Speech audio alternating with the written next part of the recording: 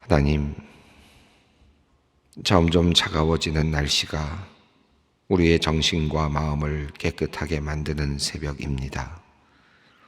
마치 우리에게 정신을 차리라는 듯 새벽의 공기가 우리를 차갑게 맞이하고 있습니다. 하나님, 무의미하고 생각 없이 살아왔던 우리의 모습을 다시 돌아봅니다. 바쁘다는 핑계로 정신없이 살아온 우리의 시간들을 세어봅니다. 열심히 산다고 했지만 반듯하고 질서 있게 살지 못하였음을 깨닫습니다. 정결하고 아름답게 살아내지 못하였음을 또한 고백할 수밖에 없습니다. 하나님, 오늘 이 시간 주님 앞에서 기도하는 모든 성도들에게 참된 마음을 주시옵소서. 세속에 물들지 않는 하나님의 마음, 하늘나라의 마음을 우리에게 오늘 허락해 주시옵소서. 하나님, 우리는 세상에 있사오나 우리가 세상에 속하지 아니하였음은 주님께서 우리를 위하여 보혈을 흘리시고 우리를 구원하여 주시며 하나님의 자녀로 삼아 주셨기 때문임을 믿음으로 고백합니다. 주님의 성품을 닮아가는 주님의 자녀들이 되게 하여 주시옵소서. 세속화되지 않는 마음을 우리가 갖게 하여 주시옵소서. 하늘나라의 질서가 우리의 마음에서부터 조성되고 퍼져나가게 하여 주시옵소서. 자만함과 교만함을 적으로 여기며 살게 하옵소서. 겸손함과 온유함을 친구로 여기며 살게 하여 주시옵소서. 높아지고자 하는 마음이 생길 때에는 늘 자신을 더 깊이 돌아보는 지혜를 주시옵소서. 낮은 곳으로 마음을 향하게 하시옵소서. 연약하고 고통당하는 이들을 향하여 마음을 열게 하여 주시옵소서. 오늘도 철저히 자신을 돌아보며 주님의 마음을 우리의 마음과 영혼에 새겨나가는 주님의 자녀들 되게 하여 주시옵소서. 하나님, 지난주일 말씀을 통해 하나님의 이름을 명예롭게 하는 일, 하나님께 영광을 돌리는 일이 무엇인지 다시 알게 되었습니다. 우리의 지나온 모습을 돌아보며 먼저 주님께 회개합니다. 우리는 하나님의 말씀을 마음에 담고 실행하지 못하므로 하나님의 이름에 합당한 영광을 올려드리지 못하였습니다. 하나님을 온전히 섬기지 못하고 도리어 더러운 것, 가증한 것, 온전하지 못한 것을 드림으로 하나님의 이름을 욕되게 하였습니다. 또한 하나님의 이름으로 거짓 맹세하거나 하나님의 이름을 빙자하여 헛된 이익을 얻으려 하였습니다. 하나님, 우리의 모든 죄악을 용서하여 주시옵소서. 이제 우리로 하여금 하나님의 이름에 합당한 영광을 올려드리는 예배자들이 되게 하여 주시옵소서. 온 세상을 창조하시고 우리에게 구속주이신 예수 그리스도를 보내어 주셔서 우리를 십자가에서 구원하시며 빈 무덤을 통해 부활의 소망을 주신 하나님께 영원히 영광을 돌리게 하여 주시옵소서. 하나님, 사랑하는 남편을 코로나 감염병으로 먼저 보내고 나라로부터 받은 사망 위로금 모두를 주님 앞에 바친 권사님을 위해 기도합니다. 먼저 간 남편을 향한 눈물이 마를 날이 없사오나 이 땅에서 살아가는 불우한 이웃들을 생각하며 헌물을 바친 권사님의 마음 주님께서 받아주시고 위로하여 주시옵소서. 부활의 소망이 가득하게 하시고 이 땅에서 사시는 동안 하나님 안에 안전히 거하며 복을 누리며 살게 하옵소서. 나를 비롯한 모든 남겨진 가족들에게도 주님께서 크신 은혜와 위로를 내려 주시옵소서. 불행한 가정사로부터 상처를 입은 딸의 방황을 보면서 안타까운 마음으로 주님께 기도하는 어머니가 있습니다. 마치 자학하듯 몸도 마음도 하찮은 곳에 두며 알코올 중독에서 헤어나오지 못하는 딸을 보는 엄마의 마음은 무너져 내립니다. 하나님, 시설에 들어가 중독 치료를 받고 있는 딸에게 하나님께서 한 줄기 생명의 빛을 비추어 주시길 기도합니다. 그 빛을 보게 하시옵소서. 희망을 잡게 하시옵소서.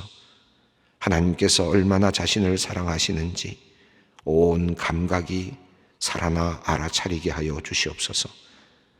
주님께서 고쳐 주시옵소서. 새롭게 하여 주시옵소서.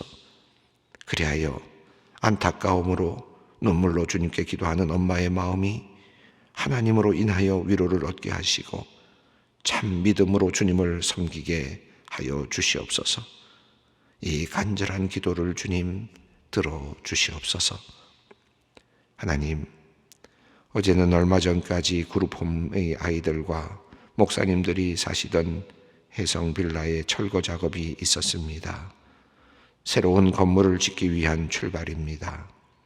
정부의 부동산 정책으로 인한 세제 문제를 해결하기 위하여, 그리고 급등하는 부동산 가격으로 인하여 생긴 교육자들의 사택 문제를 해결하기 위하여 시작된 일입니다. 하나님, 이제 그 자리에 16채의 목사님들을 위한 사택이 들어서게 됩니다. 철거하는 일에서부터 땅을 고르는 일, 그리고 건물을 세워가고 인테리어를 하는 모든 일 가운데 하나님께서 함께하여 주시고 아름답고 쓸모있는 집이 완성되게 하여 주시옵소서.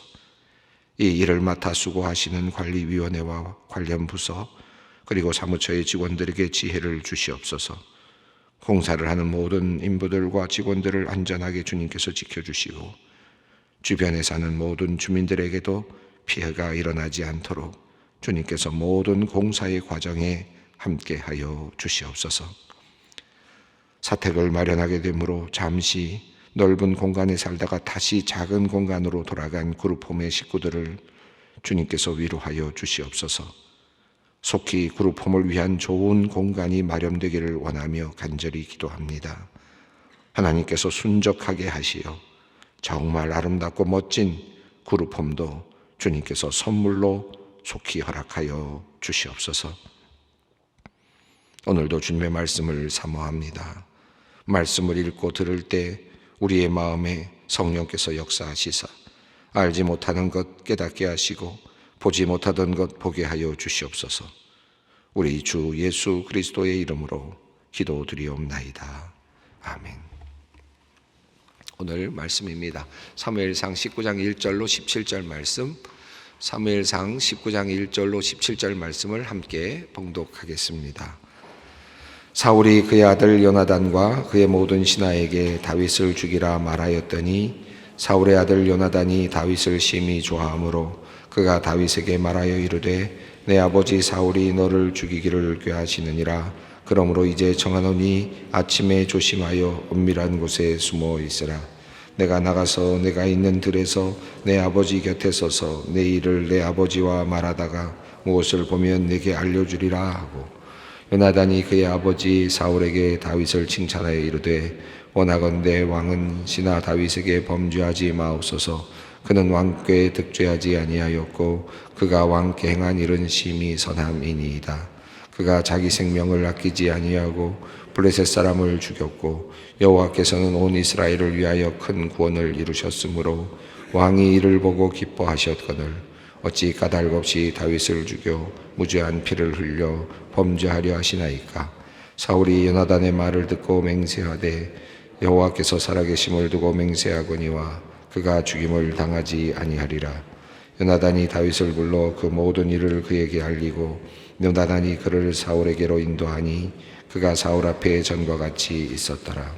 전쟁이 다시 있으므로 다윗이 나가서 블레셋 사람들과 싸워 그들을 크게 쳐 죽이매 그들이 그 앞에서 도망하니라. 사울이 손에 단창을 가지고 그의 집에 앉아 있을 때에 여호와께서 부리시는 악령이 사울에게 접하였으므로 다윗이 손으로 수금을 탈 때에 사울이 단창으로 다윗을 벽에 박으려 하였으나 그는 사울의 앞을 피하고 사울의 창은 벽에 박힌지라.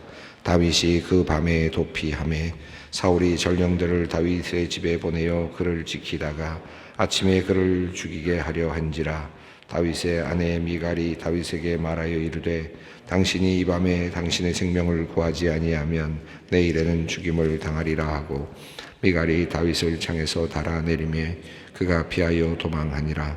미갈이 우상을 가져다가 침상에 누이고 염소 돌로 엮은 것을 그 머리에 씌우고 의복으로 그것을 덮었더니 사울이 전령들을 보내어 다윗을 잡으려 하매 미갈이 이르되 그가 병들었느니라.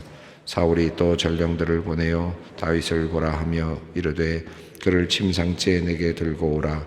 내가 그를 죽이리라. 전령들이 들어가 본즉 침상에는 우상이 있고 염소털로 엮은 것이 그 머리에 있었더라.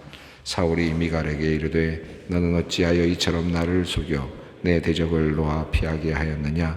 미갈이 사울에게 대답하되 그가 내게 이르기를 나를 놓아 가게 하라. 어찌하여 나를 바로 죽이게 하겠느냐 하더이라 하니라.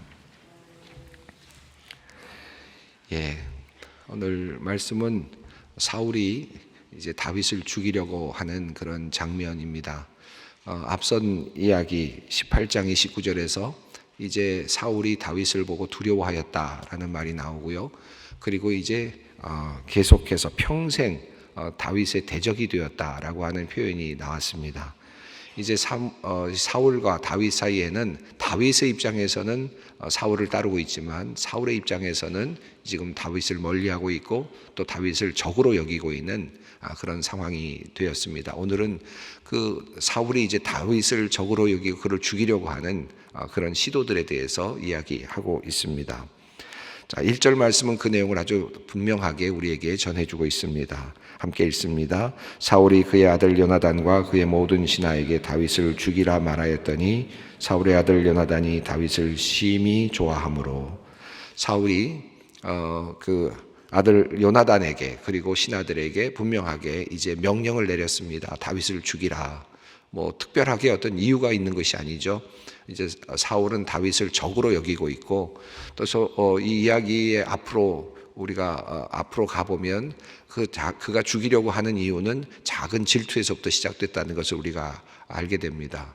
성경에 두 가지 이야기가 계속 나오고 있는데 하나는 그가 느끼는 질투심이죠. 사울이 다윗을 향하여 느끼고 있는 인간적인 질투심. 그리고 또 하나는 하나님께서 부리시는 악한 영이라고 하는 두 존재입니다. 그러니까 사울이 다윗을 죽이려고 하는 지금 이유는 두 가지의 어떤 그 마음이 함께 서로 교차하면서 서로에게 상승작용을 주는 그런 모습이라고 할 수 있겠습니다. 이게 하나님의 책임일까요? 인간의 책임일까요? 참 아주 묘한 그런 성경의 기술입니다. 성경이 우리에게 알려주고 있는 참 놀라운 설명인데요. 우리가 그걸 참 이해하기가 어렵지만 우리는 흔히 우리가 화내는 것이 또는 우리가 어떤 사람을 죽이고 싶은 것이 어떤 사람을 죽이려고 달려드는 것이 누구로부터 온 것이냐, 나의 질투심으로부터 온 것이냐, 나의 어떤 인간적인 어떤 마음에서부터 온 것이냐, 나의 책임이냐, 아니면 하나님께서 나를 그렇게 끌고 가시는 거냐, 그래서 나 어쩔 수 없이 그럴 수밖에 없는 것이냐. 사실 이 어느 것이 진짜냐라는 이런 질문들을 던질 때가 참 많은데 참 모호합니다. 오늘 본문도 그렇고 다윗을 죽이려고 하는 사울의 이야기를 보아도 이 두 가지가 서로 겹치고 있는 것을 느끼게 됩니다. 인간이 가지고 있는 질투심을 하나님은 이용하시고 그 질투심으로부터 또 악한 영이, 하나님이 부르신 악한 영이 그를 자극하고 그 약한 부분을 자극하고 그러면서 또다시 상승작용이 일어나는, 다윗을 죽이려고 하는 상승작용이 살의, 그죠? 다윗을 죽이려고 하는 살의가 어디서부터 나오느냐? 작은 질투심에서부터 나왔는데 그 작은 질투심에 하나님께서 부리신 악한 영이 그것이 잠깐 접하게 되면 그것이 상승작용을 일으키게 되는 그런 모습으로 표현이 되고 있습니다. 그러니까 이 참 신비롭습니다. 만약에 인간에게, 사울에게 그 질투심이 없었다면 악한 영이 와서 그를 자극하려고 해도 자극이 될 만한 어떤 이 스파크가 일어날 수 있는 곳이 없었을 것 같은데, 자기 안에 작은 씨앗이, 작은 어떤 그 꺼리들이 있을 때 어떤 불편한 심경이라든가 질투심이라든가 억울함이라든가 분노라든가 이런 것들이 내 안에 조그마한 것들이 하나의 꺼리로, 하나의 뭔가를 만들어낼 수 있는 어떤 재료로 있을 때 악한 영이 와서 그것을 흔들어 놓게 되면, 접하게 되면 그것이 상승작용을 일으키게 되는 그런 모습으로 오늘 본문이 또 사울과 다윗의 이야기가 그렇게 기술을 해 가고 있습니다. 우리가 이 이야기의 흐름을 보면서 어떻게 해서 우리에게 이런 죽이고 싶은 마음이 일어나는가, 또 살인이 일어나는가 하는 것을 우리가 한번 다시 깊이 생각해 볼 수 있을 것 같아요. 자, 지금 사울은 작은, 어찌 보면 천천만만이라는 그 말에서부터 마음이 비뚤어지기 시작을 했는데, 그리고 나서부터는 계속해서 이제 그를 죽이려고 하고 결국은 이제 다윗을 죽이라고까지 명령을 내렸습니다. 자, 그런데 이 다윗의 명령을 이제 막아서는 사람이 있는데, 그가 바로 다윗을 사랑하고 있었던 바로 요나단입니다. 어찌 보면 요나단은 다윗을 더 질투해야 될 사람일 수도 있습니다. 사울보다 더 질투해야 될 사람일 수도 있죠. 왜냐하면 왕권이 사울에게서 누구에게 넘어갈 것이냐, 다윗에게도 넘어갈 수도 있는 지금 아주 상당히 위급한, 자기 자신으로 보면 상당히 좋지 않은 상황이거든요. 얼마든지 요나단이 도리어 질투를 할 수 있고 도리어 더 그를 죽이려고 할 수 있었을 것 같은데, 도리어 거꾸로 되어 있습니다. 사울이 죽이려고 하고 요나단은 다윗을 지금 보호하려고 하고 있습니다. 2절 말씀을 읽습니다. 그가 다윗에게 말하여 이르되 내 아버지 사울이 너를 죽이기를 꾀하시느니라. 그러므로 이제 청하노니 아침에 조심하여 은밀한 곳에 숨어 있으라.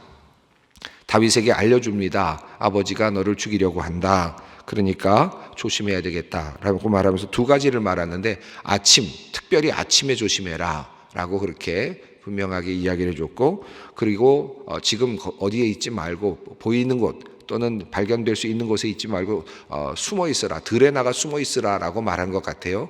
왜냐하면 3절이 그것을 이제 우리에게 알려주고 있는데요. 3절을 읽어보겠습니다. 내가 나가서 내가 있는 들에서 내 아버지 곁에 서서 내 일을 내 아버지와 말하다가 무엇을 보면 내게 알려주리라 하고, 자, 내가 있는 들에 가서 숨어 있어라. 그럼 내가 아버지를 모시고 아버지를 모시고 들에 나가서 아버지를 설득하겠다. 네가 듣는 곳에서 내가 너를 설득하겠다라는 뜻 같아요. 그래서 다윗이 이 설득하는 내용을 들었을 수 있을 것 같습니다. 지금 표현에 따르면, 3절에 따르면 네가 숨어 있는 들에 나가서 숨어 있으면 내가 아버지 곁에 서서 아버지에게 너를 위해 변호하겠다. 그리고 혹시라도 상황이 바뀌면 무엇을 보면 내게 알려주리라는 말이 무슨 말일까요? 상황이 바뀌면 또는 그것이 설득이 돼서 아버지를 잘 설득하게 되면 내가 너에게 알려주겠다라는 말로 이해할 수 있겠습니다.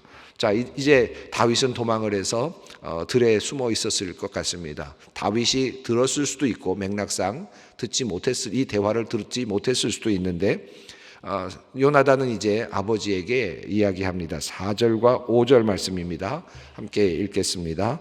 요나단이 그의 아버지 사울에게 다윗을 칭찬하여 이르되 원하건대 왕은 신하 다윗에게 범죄하지 마옵소서. 그는 왕께 득죄하지 아니하였고 그가 왕께 행한 일은 심히 선함이니이다. 그가 자기 생명을 아끼지 아니하고 블레셋 사람을 죽였고 여호와께서는 온 이스라엘을 위하여 큰 구원을 이루셨으므로 왕이 이를 보고 기뻐하셨거늘 어찌 까닭 없이 다윗을 죽여 무죄한 피를 흘려 범죄하려 하시나이까. 요나단이 한 내용은 아주 분명합니다. 다윗을 죽이는 것은 하나님 앞에서 범죄입니다 라는 것입니다.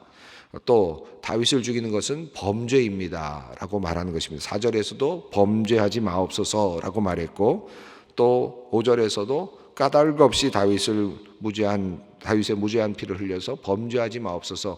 아버지가 다윗을 죽이는 것은 범죄에 해당하는 일입니다 라는 것입니다. 아버지는 범죄하지 마옵소서 라고 그렇게 말합니다.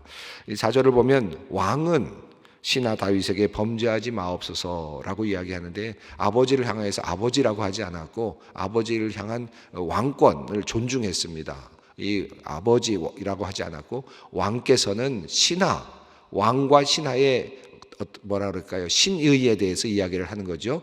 왕은 신하에게 어떻게 해야 되는가? 왕은 신하에게 어떻게 대우해야 되는가? 또 어떤 신실한 신하에게 선하게 왕을 섬기는 신하에게 어떤 왕이 되어야 되는가에 대해서 지금 요나단은 이야기를 했습니다. 왕은 신하 다윗에게 범죄하지 마옵소서. 그는 왕께 득죄하지 않았다. 죄를 짓지 않았습니다. 왕께 행한 일은 모두 선합니다. 의도가 좋습니다. 다윗은 지금 사울을 진심으로 섬기고 있습니다. 그런데 아버지께서 왕께서는 그 신하를 죽여서는 안 됩니다 라는 뜻이죠.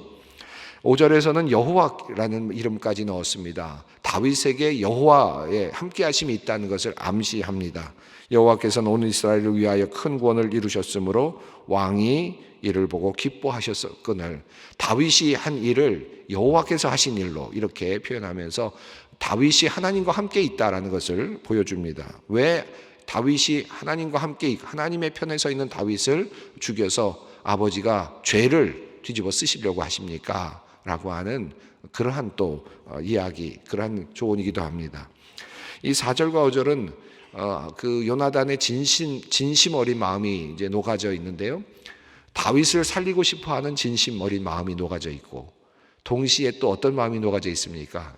아버지를 살리고 싶은 또 다른 그 진심 어린 마음이 여기 숨겨져 있죠. 그러니까 요나단은 하나님을 경외하는 사람이라고 할 수 있겠습니다.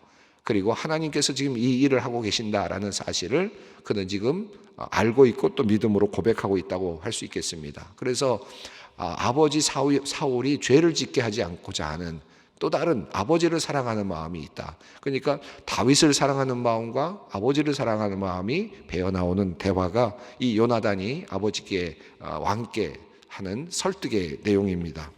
자, 이 설득이 잘 통한 것 같습니다. 6절 말씀 읽습니다. 사울이 요나단의 말을 듣고 맹세하되 여호와께서 살아계심을 두고 맹세하거니와 그가 죽임을 당하지 아니하리라. 이것은 마치 예언처럼 사울이 그렇게 예언을 했고, 그 이후에 사울이 다윗을 죽이려고 하지만 다윗을 죽이지 못합니다. 지금 사울은 양심과 또 이성에 호소할 때, 인간적인 또는 이성적인 그런 호소를 들을 때 작동을 하고 있습니다.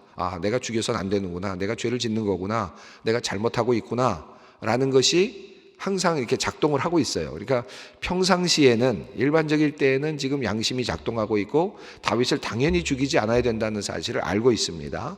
자, 그런데 어떨 때는 이제 이것이 작동을 하지 않는 지금 그런 상황이죠. 자, 그리고 이제 지금 그래서 요나단은 다윗을 불러서 다윗으로 하여금 돌아와서 사울을 다시 섬기도록 합니다. 7절의 내용이었죠. 자, 그리고 나서 상황이 좀 바뀌는데 8절입니다. 여러분 8절 함께 읽었습니다. 전쟁이 다시 있으므로 다윗이 나가서 블레셋 사람들과 싸워 그들을 크게 쳐 죽이며 그들이 그 앞에서 도망하니라. 전쟁이 다시 일어났습니다. 블레셋과의 전쟁은 자주 일어났던 것 같고요. 또 사울에게 주어진 임무는 무엇이었습니까? 왕으로 하나님께서 사울을 세우실 때 그에게 주셨던 임무는 블레셋 사람들을 물리치라고 하는 그런 임무였죠.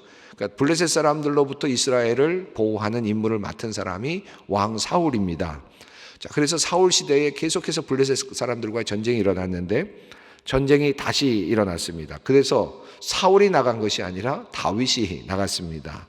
다윗이 나가서 블레셋 사람들과 싸워서 그들을 크게 쳐 죽였다. 나카라는 단어를 쓰고 있고, 그들이 블레셋 사람들이 그 앞에서 도망했다. 말라트라는 히브리어 단어를 사용하고 있습니다. 자, 그래서 다윗이 이렇게 전쟁에서 승리를 했어요. 전쟁에서 승리하고 돌아옵니다. 자, 그러면 사울의 속에 숨겨져 있었던 질투심이 다시 발동하기 시작을 하는 거죠. 블레셋 사람들을 이기는 것은 자기가 해야 될 일인데 도리어 그 대신해서 다윗이 나가서 싸움에서 이기고 돌아오는데 고마워하거나 기뻐하거나 즐거워하는 것이 아니라 도리어 질투의 마음이 생겨나면서 그를 죽이고 싶은 그런 마음이 생겨나는 것이죠. 그래서 9절 말씀이 그런 내용을 우리에게 알려줍니다. 사울이 손에 단창을 가지고 그의 집에 앉아 있을 때에 여호와께서 부르시는 악령이 사울에게 접하였으므로 다윗이 손으로 수금을 탈 때에, 그러니까 이 질투심이 발동하고 있는 거죠. 질투심이 발동하고 있는데 그것을 뭐라고 표현했습니까? 악령이 접했다라고 그렇게 표현을 했습니다. 지금 다윗이 들어와서 승리해서 얼마나 좋았습니까?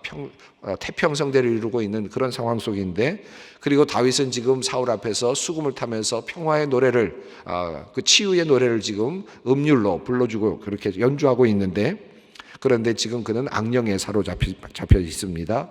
단창을 가지고 있던 그 단창으로 다윗을 죽이려고 합니다. 10절 말씀입니다. 사울이 단창으로 다윗을 벽에 박으려 하였으나 그는 사울의 앞을 피하고 사울의 창은 벽에 박힌지라 다윗이 그 밤에 도피하매. 사울이 다윗을 단창으로 벽에 박으려 하였으나 낙하하였으나 사울의 앞을 피하고 사울의 창은 벽에 박혔다. 다윗이 그 밤에 도피했다, 말라트했다 이렇게 표현합니다. 제가 8절에서 히브리어 단어 2개를 사용했고요, 10절에서 2개의 단어를 사용했는데 같은 단어가 사용되었습니다. 다윗이 지금 블레셋 사람들을 쳐 죽였다, 낙하했고, 그리고 그래서 블레셋 사람들이 말라트했다, 도망갔다. 그런데 사울은 어떻게 합니까? 사울은 다윗을 어떻게 합니까? 낙하했고 죽이려고 했고, 그리고 다윗은 도리어 말라트합니다. 도망갑니다. 그러니까 참 묘한 단어의 그 연결이죠. 원래는 사울이 블레셋 사람들을 쳐서 도망가도록 해야 되는 일을 해야 되는데, 그 일을 대신해 준 다윗을 사울은 도리어 쳐 죽이려고 하고, 결국은 다윗은 도망가는, 이런, 지금 결국 누구와 싸우고 있습니까? 사울은 다윗과 싸우고 있는 것이 되었습니다. 블레셋 사람들과 싸우라고 하나님께서 사울을 세워주셨는데, 도리어 사울은 다윗과 싸우고 있는, 그 안에 있는 내부의 사람과 싸우고 있는 그런 참으로 안타까운 일들이 일어나고 있습니다. 우리가 교회 생활을 하면서 보통 이 세상에 있는 악한 영들과 싸우라고 우리를 모으시고 또 우리에게 그런 사명을 주시는데, 때로는 교회 안에서 내 옆에 있는 사람들을 낙하하고 결국은 또 어떤 사람을 도망가게 만드는, 말라트하게 만드는 그런 일들이 종종 일어나죠. 참 안타까운 일입니다. 근데 사울에게도 일어났습니다. 우리가 일상에 살면서 이런 일들이 일어나죠.